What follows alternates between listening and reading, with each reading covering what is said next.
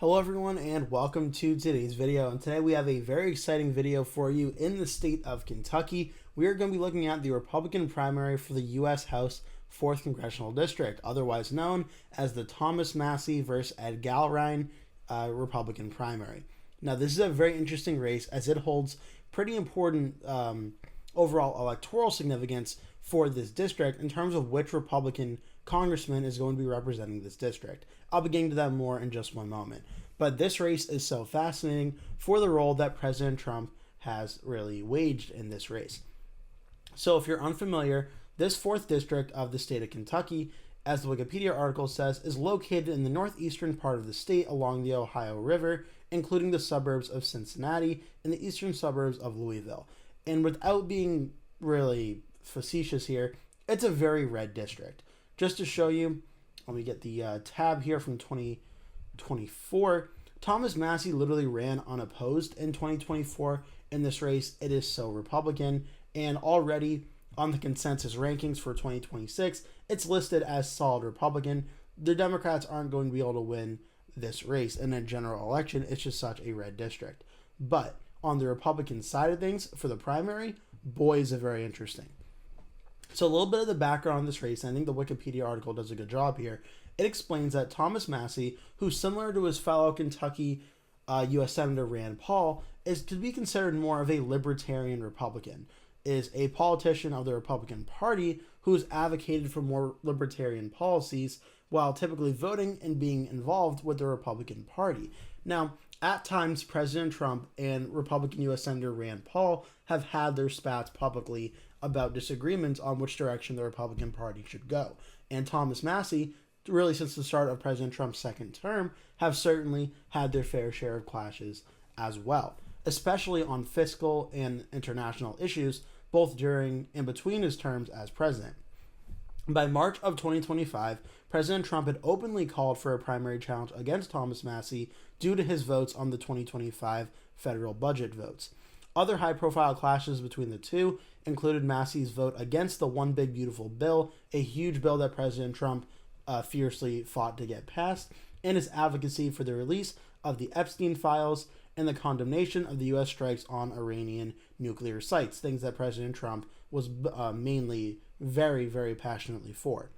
On May 11th, the primary became the most expensive U.S. House primary in American history, with over $25.6 million in ad spending, beating the prior record of $25.2 million in the Democratic primary for New York's 16th congressional district, which is, honestly, when you think about it, crazy.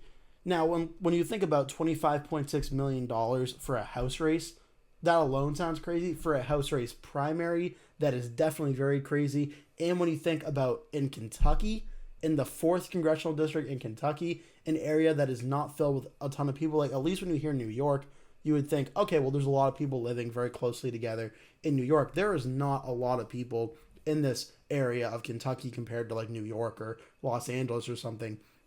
It's the most house expensive primary ever in this race. So clearly there's a lot of money between the pro-President Trump and anti-President Trump, pro-Thomas Massie groups here, and what a primary fight this is shaking up to be.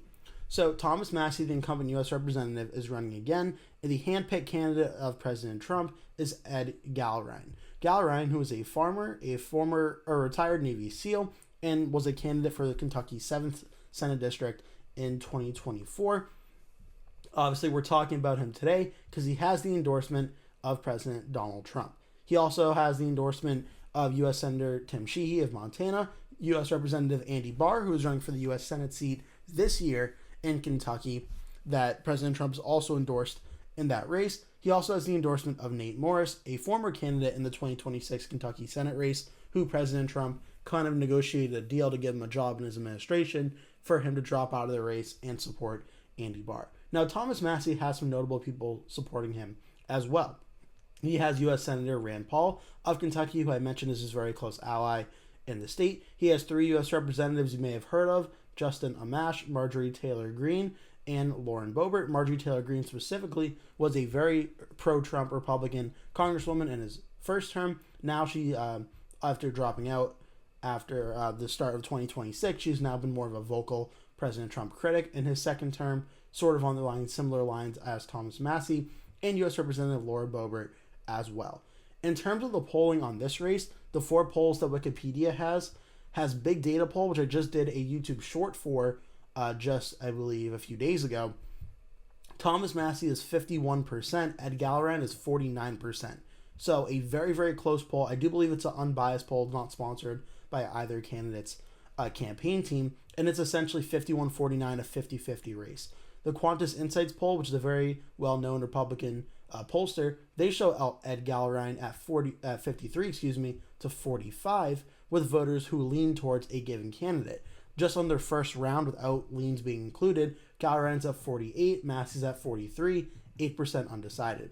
The prior Qantas poll before that, from April, showed Massie at 47, Gallrein at 38. And the Big Data poll from back in April showed Gallrein at 48, Massie at 52. So even in the polls that Massie is leading, Qantas has now shown a direction movement towards Gallrein, and the Big Data poll shows a 1-point shift towards Ed Gallrein. So the polling is going to be very interesting to see how it all shakes out, because it's very, very, very close. As for this race, as of right now, on the Decision Desk HQ, they show the similar polls. They show the Big Data poll that I just talked about, 42-42 with the 15% other option, and then the leaners going from there. As for the political prediction markets, it's for prediction market standards on Polymarket, it is very, very close. It has Kalshi and Polymarket. I'm going to start with Polymarket here. It's incredibly close when it looks at this. I believe it's, again, I need to pull up a chart because I do have a chart that shows what essentially the conversion of competitiveness is for the political markets to like a lean, likely, safe rating. But 58-43 essentially would be considered a toss-up when everything is said and done, given how close it is. You could basically look at it as 58% chance to win to 43% chance to win, and Massie and Gallrein is very close.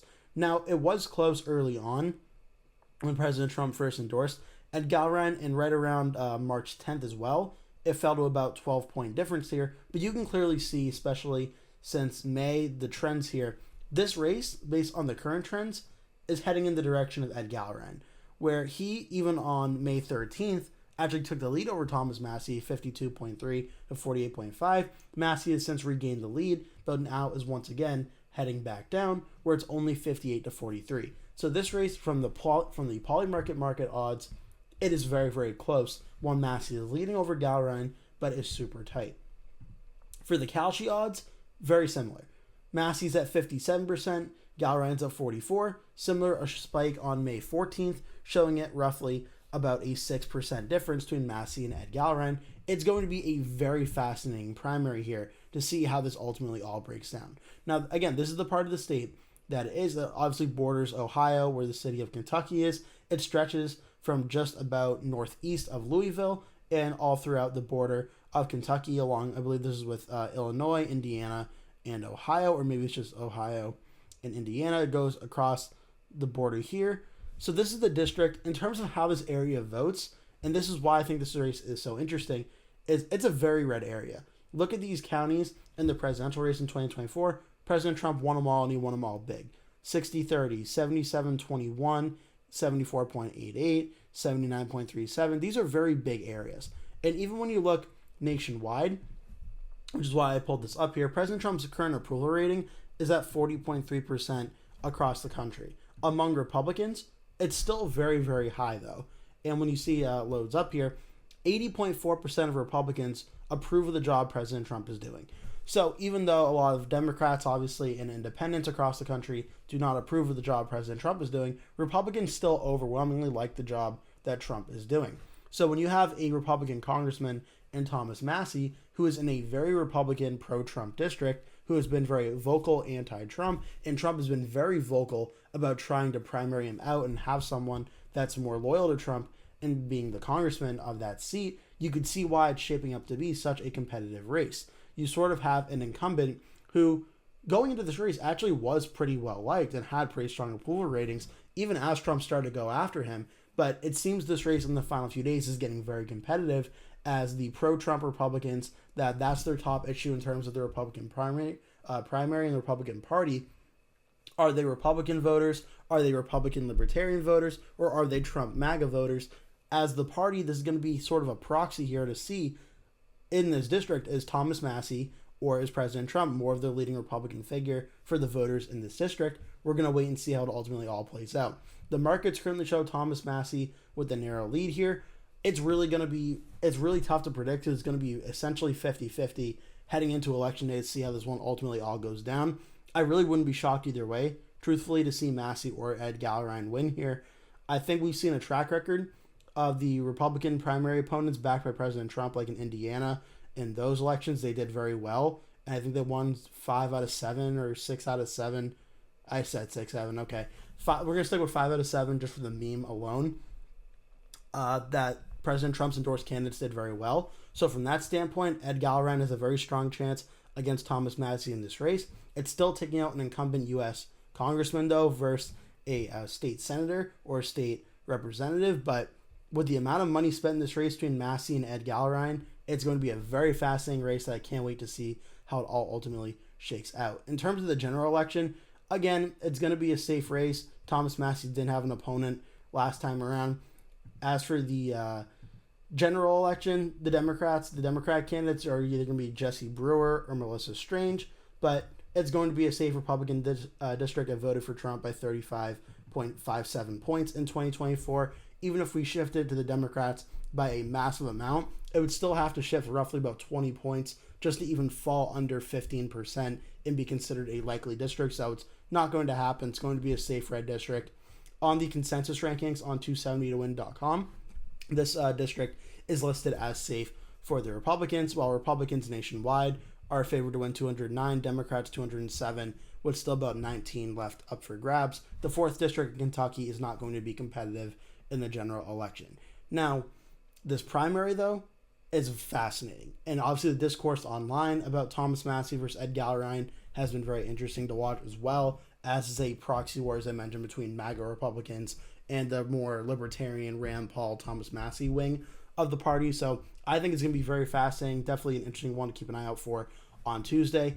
That's pretty much all I have for you in today's video. I hope you enjoyed it. Make sure to like and subscribe if you did. Leave a comment below, tell me your thoughts, and I hope to see you in a future video.